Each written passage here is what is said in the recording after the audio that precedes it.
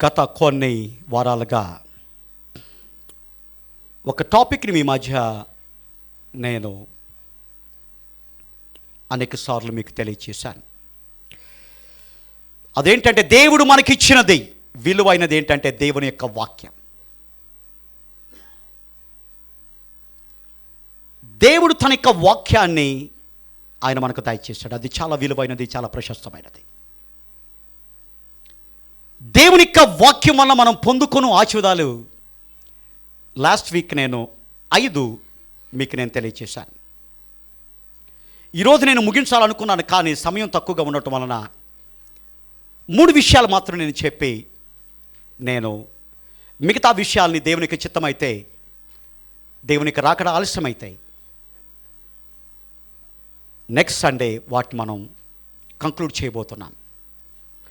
దేవుని యొక్క వాక్యం వలన మనం పొందుకునే ఆశీర్వాదాల్లో దేవుని యొక్క వాక్యానికి విలువ ఇచ్చిన ఒక మహోన్నతమైన వ్యక్తిని గురించి మనం ఆలోచన చేశాం.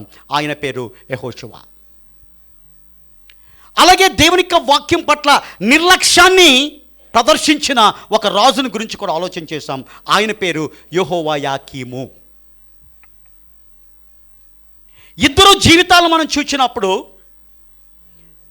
ఇక యెహోయాకీము రాజు అయినప్పటికీ దేవుని యొక్క వాక్యం పట్ల నిర్లక్ష్యం ప్రదర్శించాడు. దేవుని యొక్క వాక్యాన్ని చాకుతో కోశాడు. దేవుని యొక్క వాక్యాన్ని మంటల్లో దగ్ధం చేశాడు. తద్వారా తన యొక్క జీవితంలో భయంకరమైన శాపముతో కూడిన మరణాన్ని పొందుకున్నాడు. రాజు అయినప్పటికీ కూడా అనాథలాగా శవము రోడ్డు పైన పడుంది. ఎవరు కూడా లెక్క పెట్టలేదు. సరైన భూస్థాపన కూడా ఆ రాజుకు జరగలేదు. పగలు ఎండకు, రాత్రి మంచుకు ఆ శవం తడిచింది, ఎండింది. ఇంకొక వ్యక్తి గురించి ఆలోచన చేసినప్పుడు ఆయన మాత్రమే కాదు, ఆయన ఇంటి వారందరినీ కూడా దేవుని యొక్క వాక్యం పట్ల విధేయత చూపించే రకంగా దేవుని యొక్క వాక్యానికి అత్యధికమైన ప్రాధాన్యత, విలువను యెహోషువ వారి యొక్క కుటుంబంలో ఇచ్చాడు. ఎప్పుడైతే యెహోషువ దేవుని యొక్క వాక్యానికి విధేయత చూపించాడో, యెహోషువ దేవుని యొక్క ఆజ్ఞలను ఏం చేశాడు? శిరసావహించి వాటిని గైకొనటం వలన ఏమైపోయాడు? దేవునికి స్నేహితుడిగా మారిపోయాడు.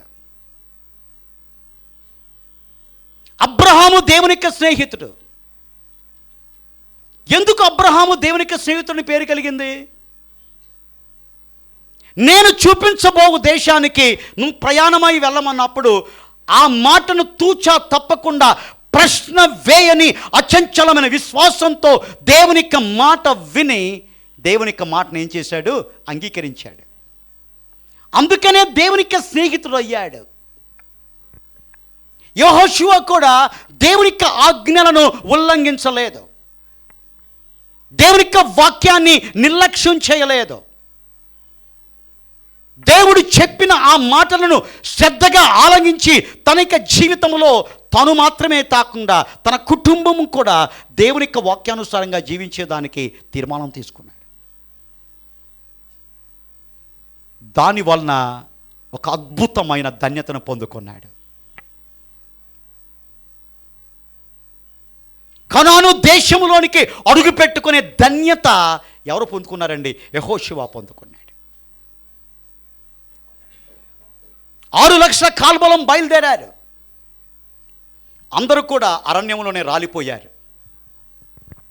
2 మాత్రం వాగ్దాన భూమిలో అడుగుపెట్టారు. యెఫున్నా కుమారుడైన కాలేబు. ఏంటి కాలేబు యొక్క స్పెషాలిటీ?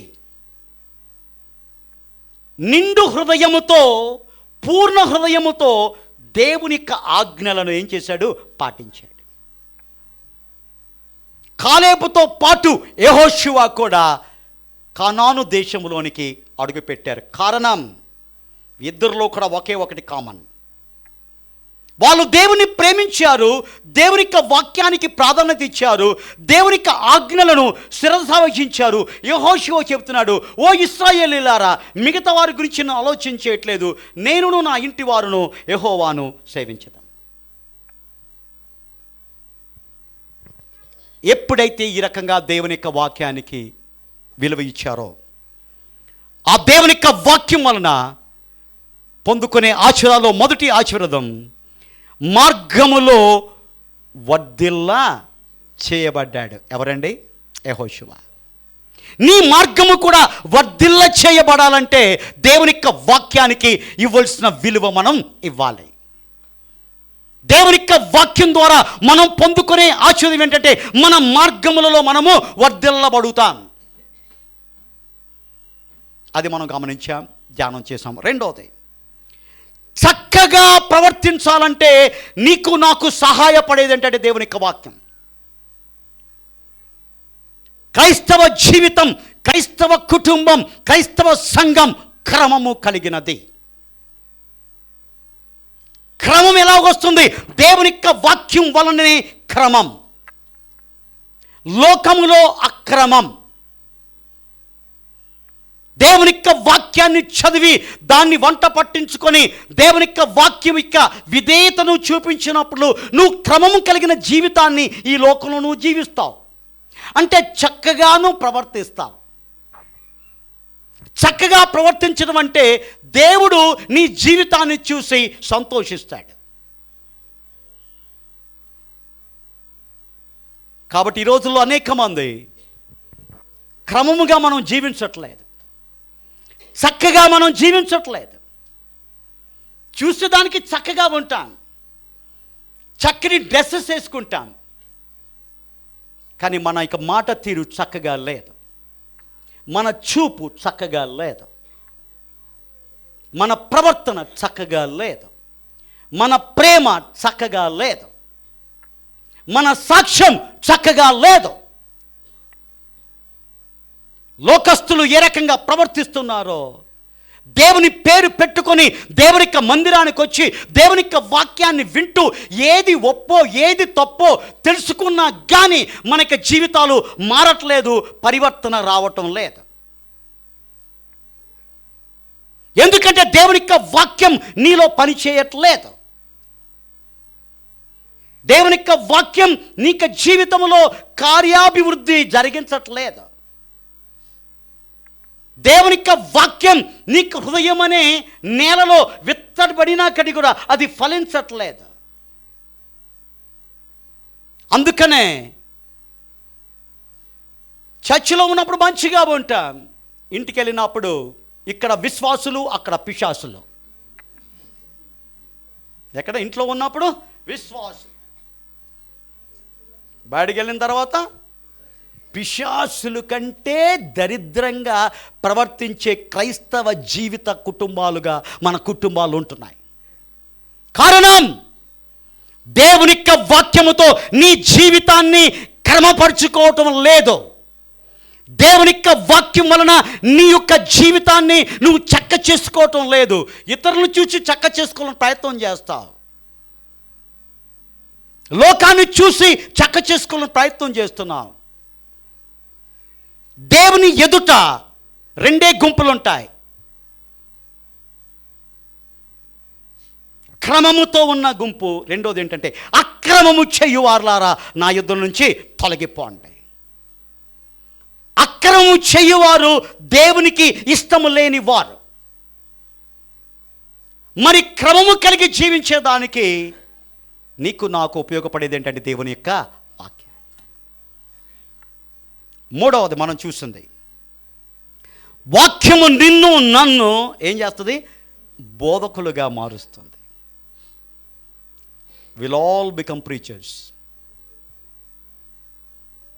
ఆ వాక్యాన్ని చదివి ప్రార్థనాపూర్వకంగా నువ్వు జీవించినట్లయితే ఏ వ్యక్తి నీ దగ్గరకు వచ్చినా కానీ నీ మాటల చేత ఆ వ్యక్తి ఆదరించబడతాడు.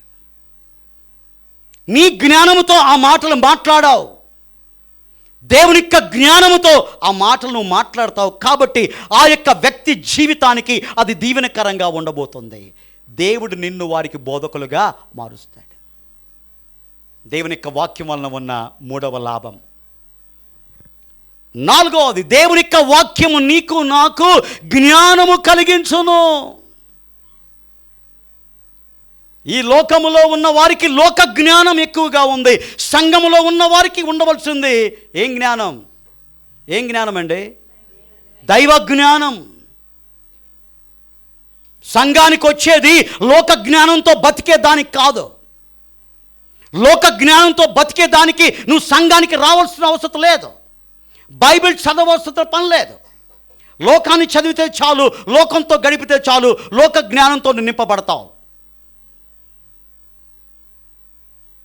ఈ లోక జ్ఞానము దేవుని దృష్టికి ఏంటండి? వెర్రితనం.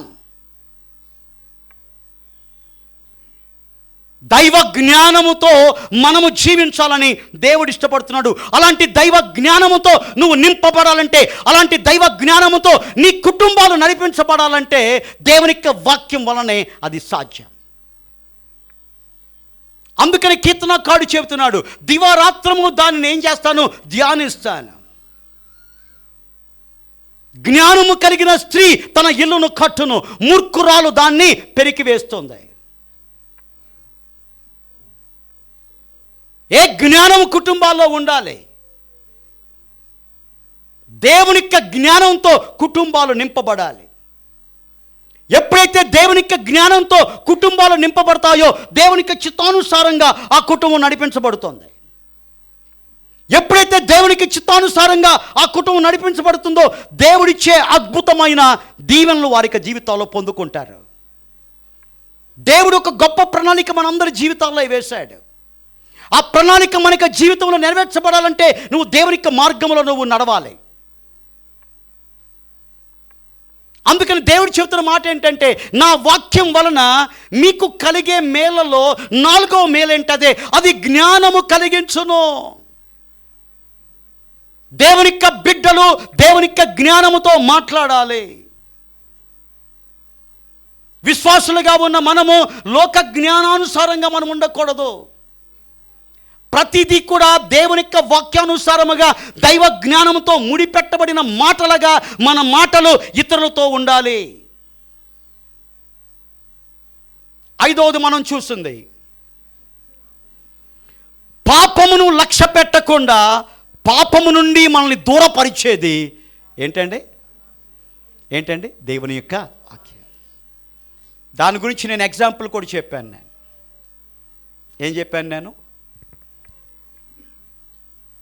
కొంత పాములు ఉండే ప్రదేశంలో కొంతమంది ఏం చేస్తారు? కొన్ని వృక్షాలు పెంచుతారు. ఎందుకు?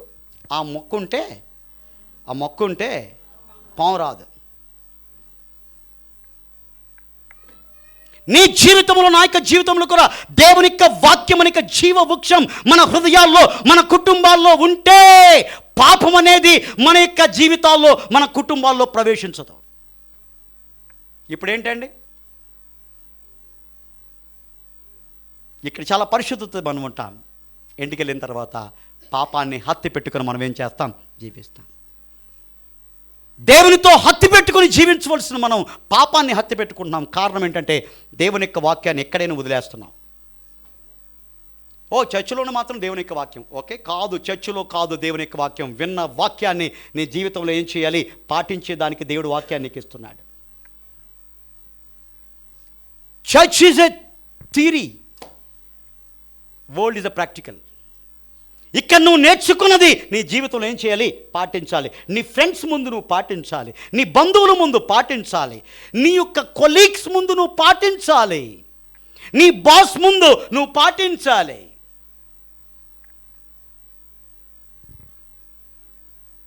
ఆరోది, దేవుని యొక్క వాక్యం వలన మనకి జీవితాల్లో మనం పొందుకునే 6వ మేలు. కీర్తనలు 119, 105. నీ వాక్యము నా పాదములకు దీపము, అది నా త్రోవకు వెలుగై ఉన్నది. ఏంటి దాని అర్థం? దేవుని యొక్క వాక్యాన్ని ఇక లోకములో నిన్ను సరైన గమ్యానికి నడిపిస్తుంది. ఎందుకంటే దేవుని యొక్క వాక్యము నీ పాదములకు నా పాదములకు దీపం, అది మన త్రోవకు వెలుగై ఉన్నది. వెలుగుగా ఉన్నప్పుడు సరైన గమ్యంలోనికి నువ్వు వెళ్ళగలుగుతావు. వెలుగు లేకుండా చీకటితో ఉన్నప్పుడు నువ్వు సరైన గమ్యానికి నువ్వు వెళ్ళలేవు. ఈ లోకంలో సరైన గమ్యానికి నిన్ను నన్ను చేర్చేదానికి నీకు నాకు ఉపయోగపడేది దేవుని యొక్క వాక్యం.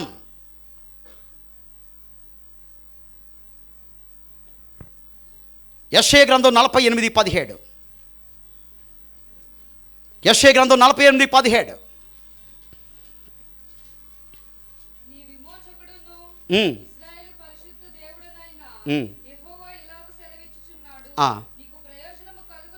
నీకు ప్రయోజనము కలుగునట్లు దేవుడు చెప్తాడు, నీకు ప్రయోజనము కలుగునట్లు నీ దేవుడైన నేనే నీకు ఉపదేశాన్ని నేను చేస్తున్నాను. ఏంటి ఆ యొక్క ఉపదేశం? దేవుని యొక్క వాక్యం. నీవు నడవలసిన త్రోవను, మార్గమును నేను నిన్ను నడిపించుదు. దేవుని యొక్క వాక్యము నువ్వు నడవలసిన మార్గములో నిన్ను ఏం చేస్తుంది? నడిపిస్తుంది.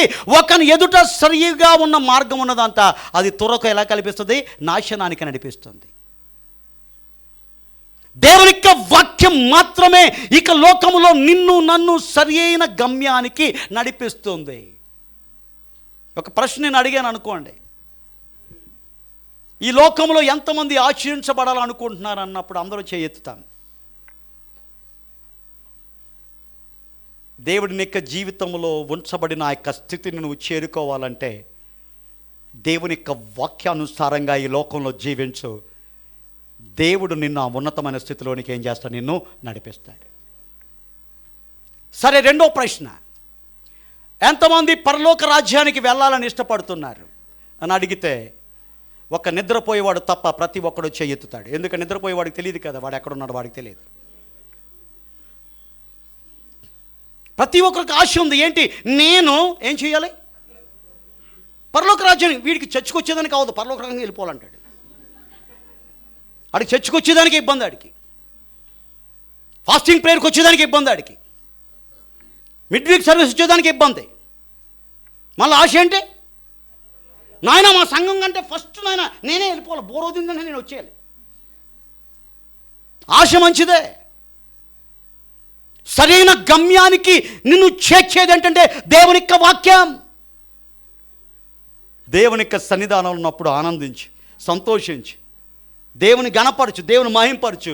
దేవుని యొక్క వాక్యం విలువైనది. అలాంటి దేవుని యొక్క వాక్యాన్ని దేవుడు ఇస్తున్నప్పుడు ఎంతో చక్కగా, అబ్బా ఎంత విలువైన వాక్యం నువ్వు నాకు ఇస్తున్నావు నాయన అని నీ ముఖంలో ఒక సంతోషముతో దేవుని యొక్క వాక్యాన్ని ఏం చేయాలి? స్వీకరించు.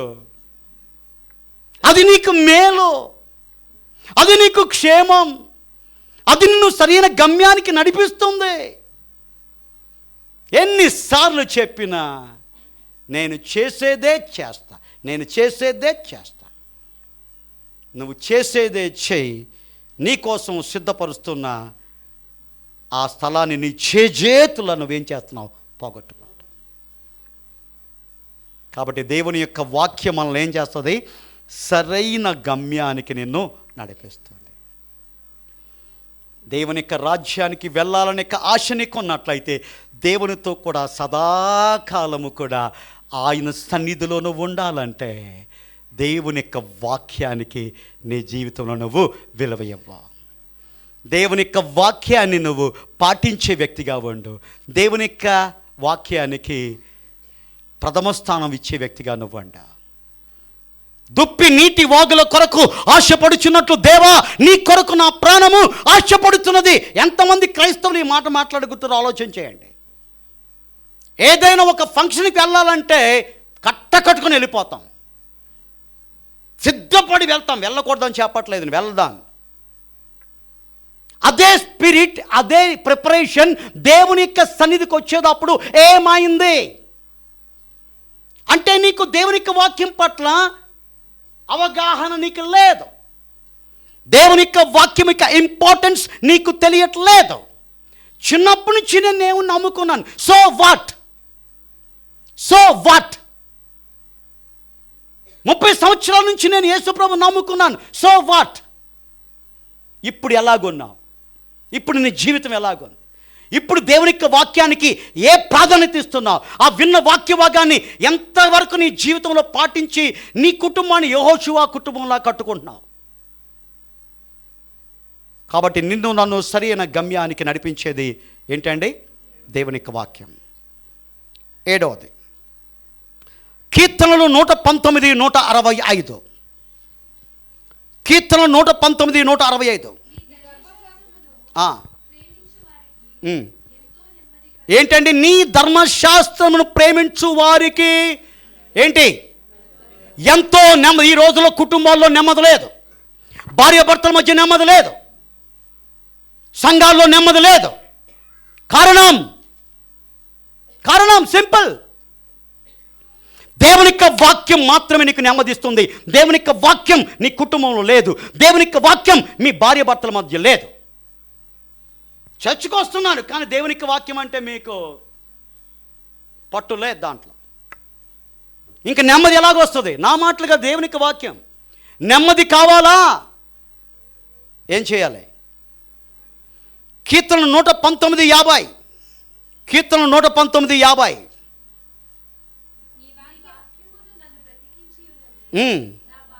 నా బాధల్లో ఇదే నాకు నెమ్మది కలిగించుచున్నది. ఎంతమందికి బాధలు ఉన్నాయి? అందరికీ ఉన్నాయి. బాధల్లో మనం ఏం కావాలనుకుంటాం?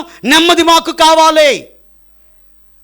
దేవుని యొక్క వాక్యం మాత్రమే నీ బాధలకు ఇదే నాకు నెమ్మది కలిగించున్నది. బాధ కలిగిస్తే వాడి దగ్గర వీరి దగ్గర పరిగెడతాం కాదు. నెమ్మది కోసం పరిగెడుతున్నామండి కాదు. దేవుని దగ్గర పరిగెట్టు. ఆయన నీకు నెమ్మది ఇస్తాడు. తన వాక్యము ద్వారా ఆయన నీకు నెమ్మది ఇస్తాడు. కాబట్టి దేవుని యొక్క వాక్యం యొక్క ప్రాధాన్యత మనం తెలుసుకుందాం. 8వది కీర్తనలు 119, 133. కీర్తనలు 119, 133. ఏంటండి? నీ వాక్యమును బట్టి నా అడుగులు ఏంటి అంటే నీక జీవితములో నువ్వు స్థిరమైన జీవితం ఇక అస్థిరమైన లోకములో జీవించాలంటే ఏది నీకు సహాయపడేది? దేవుని యొక్క వాక్యం. దేవుని యొక్క వాక్యంతో నింపబడిన వాడు స్థిరంగా ఉంటాడు. వాడు బెదరడు, వాడు భయపడడు. కారణం ఏంటంటే దేవుని యొక్క వాక్యం యొక్క ఫౌండేషన్ పైన వాడి యొక్క జీవితం ఉన్నది, వాడి యొక్క కుటుంబం ఉన్నది. ఈ రోజుల్లో అనేక మంది జీవితాల్లో దేవుని యొక్క వాక్యం పైన వాళ్ళు నిలబడతలేదు. ఎందుకంటే దేవుని యొక్క వాక్యం వారి జీవితాల్లో స్థిరంగా లేదు. అందుకని అస్థిరముగా ప్రతి దానికి చంచల స్వభావం. ఇక్కడ ఉన్నంత వరకు కూడా విశ్వాసం, బయటికి వెళ్ళిన తర్వాత అవిశ్వాసం. ఇక్కడ ఉన్నంత వరకు ధైర్యం, బయటికి వెళ్ళిన తర్వాత చిన్న నొప్పి వస్తే కూడా అమ్మో ఇంకేమైనా ఉందా అధైర్యం. చంచలత్వాన్ని నీలో తొలగించేది ఏంటంటే వాక్యం. కొంతమంది చంచల స్వభావం ఉంటారు. ఏంటి చంచల స్వభావం అంటే ఏంటి? అహూసి, వీడు చెప్పినా ఎస్ఐ, ఆడు చెప్పినా ఎస్ఐ, వీడు చెప్పినా ఎస్ఐ, ఆడు చెప్పినా ఎస్ఐ, అందరు చెప్పినా ఎస్ఐ, కానీ దేవుడు చెప్పిన ఎస్ని మాత్రం తీసుకోవట్లేదు. క్యామిలన్ పీపుల్ అంటారు వీళ్ళని. క్యామిలన్ పీపుల్ అంటే ఏంటి? ఊసర వెళ్ళి విశ్వాసులు. ఏం చేస్తారు? అహూసై యుహూసై, వాడు చెప్పింది జై, వీడు చెప్పింది బాగుందండి, ఆయన ఇంకోటి ఏదో చెప్తాడు, అది కూడా బాగుంది, అన్నీ బాగుంటాయి, ఏది బాగుంటుంది? Total chaos, confusion. నీ బాధల్లో నెమ్మది కలిగించేది ఏంటంటే దేవుని యొక్క వాక్యం. బాధ ఉందా? అక్కడ పరిగెట్టుకో, దేవుని దగ్గర పరిగెట్టుకో. అది చెయ్యవు నువ్వు. ఏదైనా జరిగితే వెంటనే అక్కడికి వెళ్ళిపోతాం. సిట్టింగ్ అక్కడ. ఆ దరిద్రమైన సిట్టింగ్లు మానే. ఉపయోగమైన సిట్టింగ్ ఏంటంటే దేవుని యొక్క వాక్యంతో సిట్టింగ్. ఎప్పుడైతే దేవుని యొక్క వాక్యంతో సిట్టింగ్ చేస్తావో దేవుడు నీ ఇష్యూను సెట్ చేస్తాడు. నీ మైండ్ని సెట్ చేస్తాడు. అప్పుడు నీకు జీవితంలో ఎలా ఉంటుంది? స్థిరంగా ఉంటావు. ఏదైనా రాని అగ్నిగుండంలో పడేసిన షడ్రక్ మేషక్ అబేద్నెగోలు ఎలాగున్నారంటే స్థిరముగా ఉన్నారు. సింహాల బోనులో దానియేలు పడిన ఎలాగున్నాడు? అమ్మో సింహం అనలా. ఏం చేశాడు? స్థిరంగా ఉన్నాడు. కారణం ఏంటంటే దేవుని యొక్క వాక్యం స్థిరముగా వారి యొక్క జీవితంలో ఉంచింది. బాధల్లో అదే నెమ్మది ఇచ్చింది. ఏది కాదు. నీ లైఫ్లో నా లైఫ్లో కూడా నీలో చంచలత్వాన్ని తొలగించేది, నిన్ను నన్ను స్థిరపరిచేది, నీలో ఉన్న అనుమానాలన్నిటినీ తీసివేసి నిన్ను స్థిరపరిచేది దేవుని యొక్క వాక్యం. ఎంతమందితో మాట్లాడితే అంతమంది నిన్ను ఏం చేస్తారంటే కన్ఫ్యూజన్లోనికి దారి తీస్తారు, అనుమానాలకి దారి తీస్తాయి. అదే దేవునితో నువ్వు మాట్లాడు, దేవుని యొక్క వాక్యముతో మాట్లాడు, దేవుని యొక్క వాక్యాన్ని ధ్యానం చేయి, ప్రార్థన చేయి, దేవునితో డిస్కస్ చేయి. అప్పుడు దేవుడు ఏం చేస్తాడు? నీలో ఉన్న అనుమానాల్ని పటాపంచలు చేసి నీ జీవితంలో నిన్ను ఆయన స్థిరముగా ఉంచుతాడు. నిన్ను నన్ను స్థిరముగా ఉంచేది ఇక లోకంలో దేవుని యొక్క వాక్యం మాత్రమే. ఆమేన్. 3 విషయాలు చెప్పాను ఈరోజు, నేను ముగించబోతున్నాను. దేవుని యొక్క వాక్యముకున్న మేలు, ఈ మేలాన్ని కూడా యెహోషువ పొందుకున్నాడు. ఆ దేవుని యొక్క వాక్యము నిన్నేం చేస్తుంది? సరైన గమ్యానికి నిన్ను చేరుస్తుంది.